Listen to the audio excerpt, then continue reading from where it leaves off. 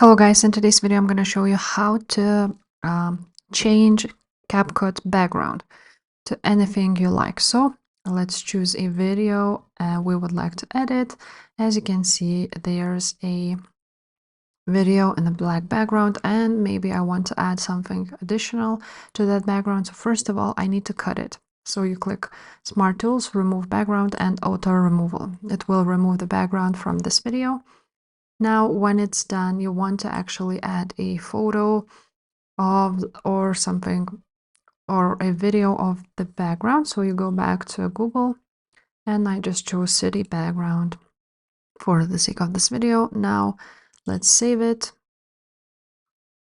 and let's upload it to our Capcut. Now when it's uploaded, you want to move this video to the top like that, and then drag and drop media right here. So let's do that.